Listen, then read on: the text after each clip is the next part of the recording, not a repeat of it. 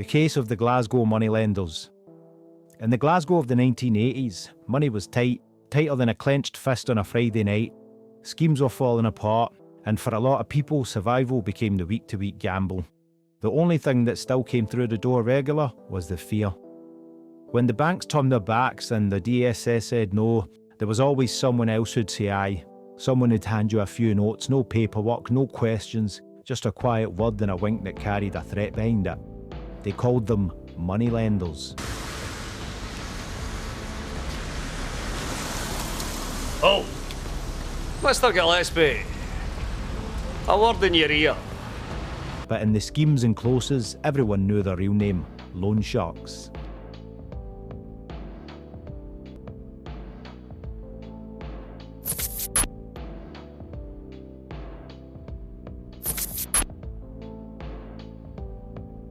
Take Angela. Her husband's gone, 2 kids to feed and a stillborn baby to bury. The social never covered it, or so she thought. No one will lend her the money, till her pal says, "My sister does money lending, ask her." She borrowed 150 quid just to give her child a decent send-off. I had a stillborn baby and I wanted to pay for the funeral. I wanted to do it properly. So the problem was the money. I got told it could cost me up to 150, £200 for a funeral, even for a baby. So I happened to mention to one of my friends that I needed the money, but I wanted to try and get the money. So she says, well, see my sister does money lending. The only reason I borrowed it was I didn't think Social Security would pay it with it being a stillbirth, you know. So I had the funeral. The week after the funeral, Social Security sent me a gyro for the complete bill. So did you try and pay back this loan? I took the £150 up, but she just wasn't interested unless I had a week's interest on top of it, which was £45. It was £195 altogether. Well, she had my supplementary benefit book, so I had no way of getting the money. So you were in a trap? That was me. The following week, the interest would have been doubled. Every single week it's doubled. So there's just no way of getting out. No chance at all? No. Angela is now very frightened indeed and is moving to a safe house we've found for her. Apparently undeterred by criminal charges already laid, the moneylender continues to threaten violence. 45 quid a week, just for the privilege of owing. Her benefits book taken. If she'd borrowed from a bank, the weekly interest would have been 39 pence. From a credit company, it would have been 67 pence. But because she's not considered credit worthy, she ended up paying £45 a week.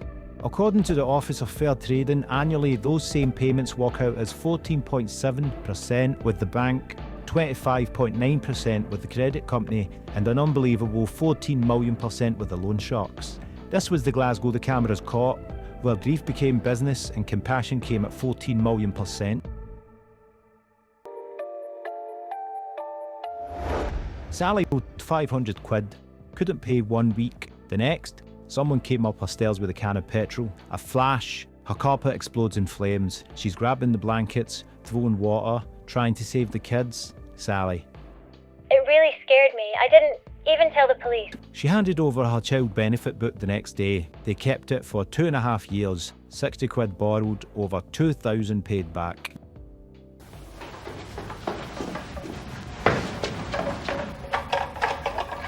Fear is the loan shark's main weapon.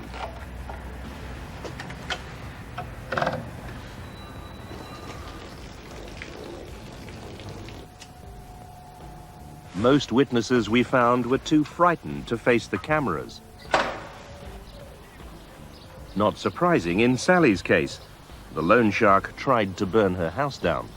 I owed £500 and they began to threaten me, and I told them I couldn't pay.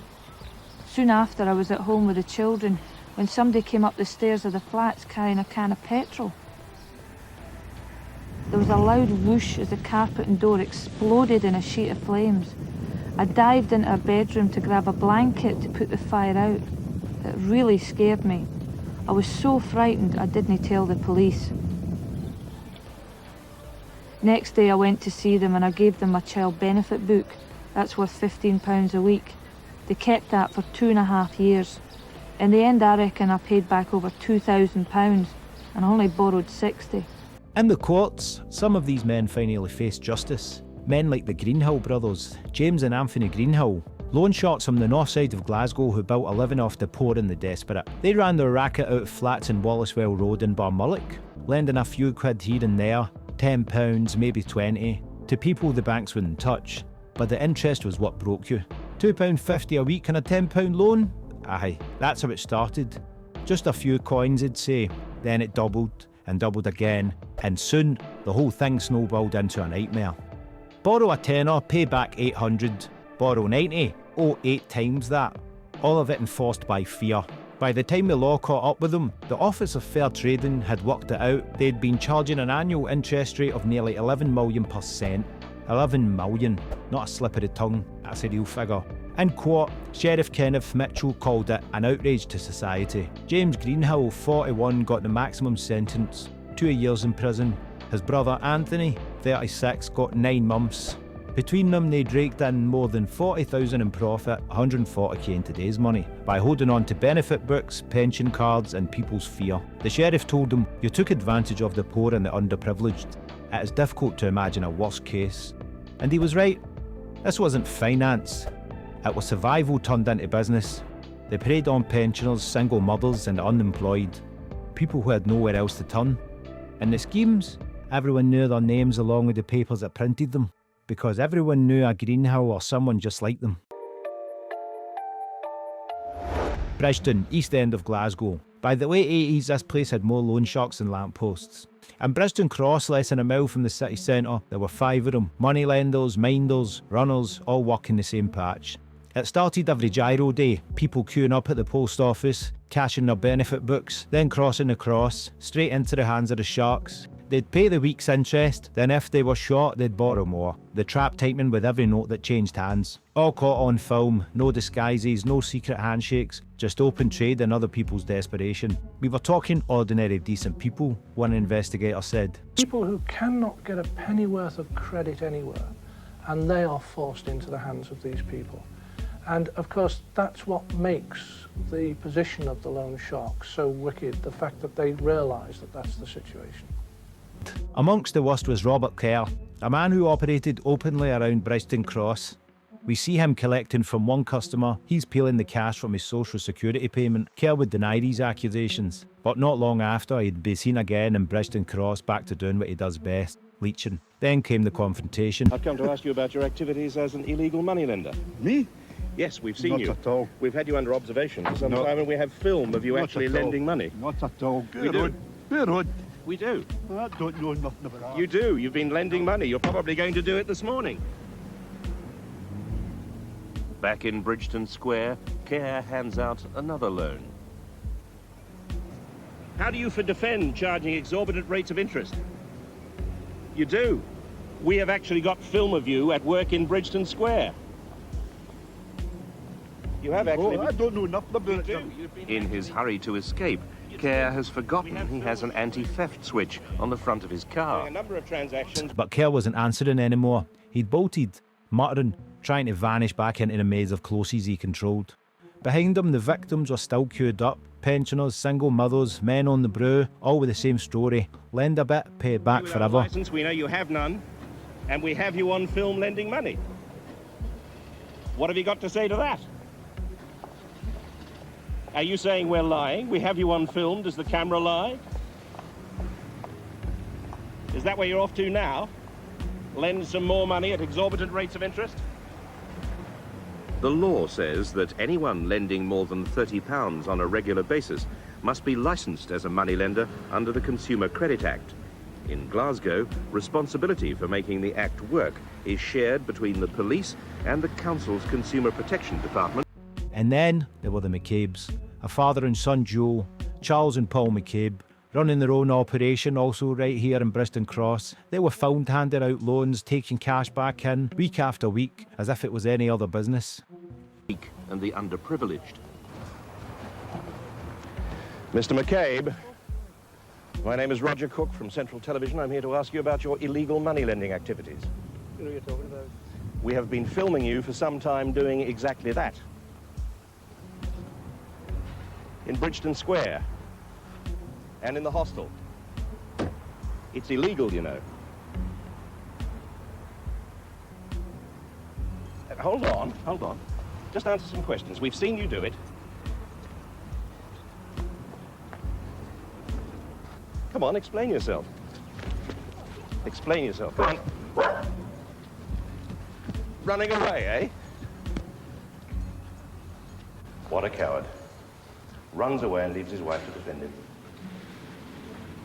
It was all there, filmed in broad daylight, the handoffs, the repayments, the fear, and behind every exchange, another family sinking deeper into debt. Even when a confidential hotline was set up by the council's Consumer Protection Department, most callers were too frightened to give their names. "I'm really frightened," one woman said down the line. "It's about the loan sharks. My son, the way it's going, it's just getting worse." And she was right. When welfare changes hit in April, what used to be grants became loans, people already struggling were pushed straight into the arms of the sharks. One council officer put it plain. The way we're looking at it, we see it's going to get worse. We're hoping that it will become better with the investigations that are going on with it. But since April, the changes in the DHS benefit system, the system is definitely getting worse. They are taking away all the individuals' rights for loans and stuff like that, and they will now be looking at the loan sharks and going to them for money. That's the only place they will be able to get anything. So they're actually being driven into the arms of these sharks? I'd say so, yes. I think we've got to look at the basic issue, and it is the level of benefit in a lot of cases. Because the reason people are short of money is quite simple. It's because they don't have enough money. It might be a simplistic approach, but that's the truth. If you have a reasonable level of benefit, a reasonable level of income, where people can have the basics, they can have a roof over their head, they can feed themselves and their children, and they can clothe themselves and their children, you can eradicate illegal money lending. By the time the cameras packed up, Bridgeton was still the same. The faces hadn't changed, only the debt. This was the East End economy, built on fear and folded notes. A place where a pension book was worth more than a payslip, and debt never really went away. It just changed hands. Bridgeton, where the sharks rammed daylight and the system turned a blind eye. Then there was Mick Brown, the Paisley shark who turned loan sharking into a business. He ran it straight from his kitchen in Craigie Drive, Paisley. First thing in the morning, 6-7 people at a time, all waiting to get in, all desperate for cash. What started with a notebook soon became something bigger. As the profits grew, he dropped the pen and pad and brought himself a home computer, keeping track of who owed what and how much more he could squeeze each week. The Consumer Protection Department filmed it all. 30 people in and out the house before noon, handing over cash, taking loans, some barely enough to feed their kids. He'd lend to anyone, so as long as he could hold something in return. Benefit books, pension books, child allowance cards. They became his collateral. A guarantee that people would be back. One pensioner, George Corbett, told how Brown would wait in his car outside the post office. George would hand him his benefit book, cash it inside, then give the money straight back through the car window, week after week, leaving with just enough for a loaf and can of beans. He'd drive up his car to the post office, and I would meet him there. He handed over the book through the window. I collected the book, went into the post office to cash the money.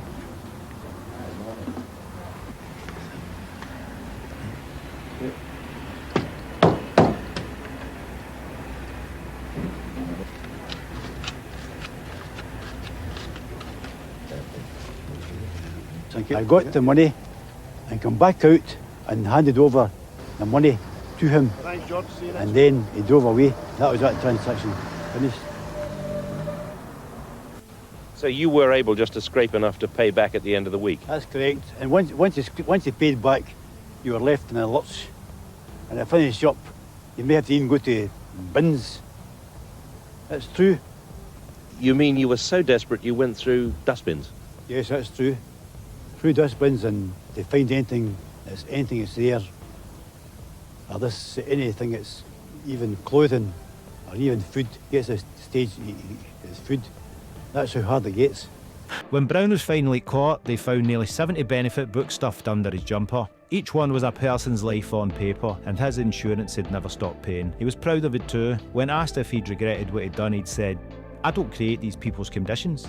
They're already living like that. I just lend the money." He claimed to be providing a service, but the numbers told a different story. 900 a week, pure profit, all made from people who had nothing. To him, debt was a business. To them, it was survival, and for many, it still is. conditions, so to speak. These people are living in these conditions. I'm not creating them. But you are profiting out of them, or were. Well, I was profiting out of them. What sort of profits are we talking about? £900,000 a week. Pure profit? Pure profit. Did you actually want to get the money back, or would you have been happy just with the interest keep rolling in? I'd be happy just with interest over in. Well, as I say, it just bloomed and bloomed to became to be a Frankenstein. It's a question of I just have your interest. I don't think I could answer that question. I don't. You say it turned into a Frankenstein? I just get too big. If Mick Brown made money from desperation, David Atkin made an empire from fear. He was a shark of Thornley Bank, operating out of the back room of a pub called the Thornley Arms. A man who ran his loans the same way as hard men. Atkin didn't need to ask for repayments. His lads did that for him. One of the most vicious loan sharks is David Atkin. He's got hard men working for him out of a large number of pubs. He only lends to people who are just able to afford the weekly interest on a loan. So he runs credit checks in reverse. He doesn't want to know people who can pay off the loan.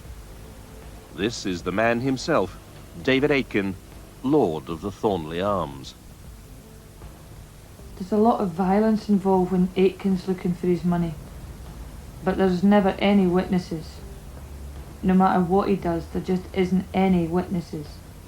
How did you know that Atkin was the man to go to? It was common knowledge in the area. You mean anybody who wanted money? Well, you knew where to go, and if you didn't, you were told. Atkin, now back in his favourite corner of the bar, is about to do a deal. Can I afford that? Can you afford it now? Aye, because I wouldn't give you for that. You can afford it. Can you not cut it some? 40. Okay, 50 if you want, but I can afford that, honest. Are you sure now? I don't want to end up struggling and having to come with you, mate. No. Right, okay, I'll give you. If you have problems, let me know right away. Let's go to the toilet. They'd show up on the doorstep with fists, not paperwork. Late repayments weren't reminders, they were warnings. He'd lend 50 quid and demand 100 back next week. Miss it once, you owe double. Miss it twice, you better not answer your door after dark.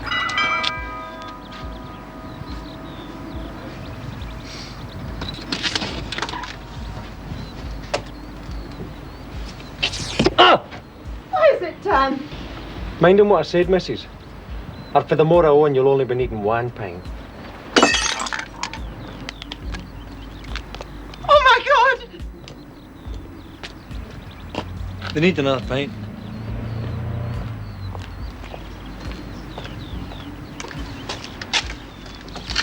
Was that the right guy, Judah? Aye, that was him. Good. Here, you going to the party the night in that green suit? What's wrong with it? What's wrong with it? Walter borrowed £50 from Atkin. Spiralling interest meant he could never pay it back, so he fled to the safety of the south coast. So how much, including interest now, do you owe him after these few months? 215, 230. And no chance of paying it back? No chance at all. You're looking fairly nervous. Are you frightened of these people? Uh-huh, yeah, very. What do you think might happen if they catch up to you? God knows. What happened to people who didn't pay? Well, at the moment, I've got there's one person I know, and he was stabbed, and that was because he was 2 weeks late with interest. So it was. And there was another one. Through a strain, he ended up hanging himself. One woman told reporters, they said if I couldn't pay, they'd take the furniture or the reins. It wasn't business, it was extortion dressed as finance. His victims weren't clients, they were prisoners. When he was finally raided, police found stacks of benefit books, ledgers and lists of names. Hundreds deep, each one owing, each one scared. They called it community lending, but the only community that was benefited was his. Walter was forced to run away. And ironically, that's exactly what Atkin did when we approached him. That's him disappearing round the corner of his house. He locked himself in and simply refused to come out. By the following evening, he packed his bags and disappeared.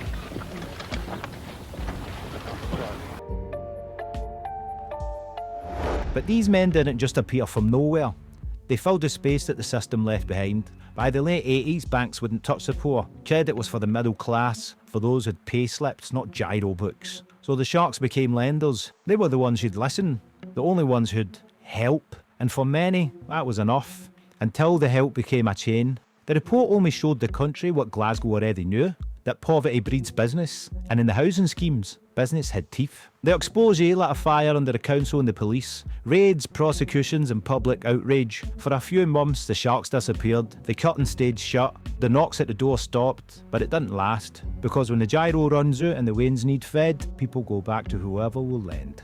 And when that person is gone, someone else just steps into their place. The names change, the faces don't. Today it's payday loans and online lenders. Same trick, new name. Instead of a knock at the door, it's an email reminder, a text message with interest that still doubles in the dark. Different times, same hunger. This has been the case of the Glasgow moneylenders by Obscure Beacon. Like and subscribe.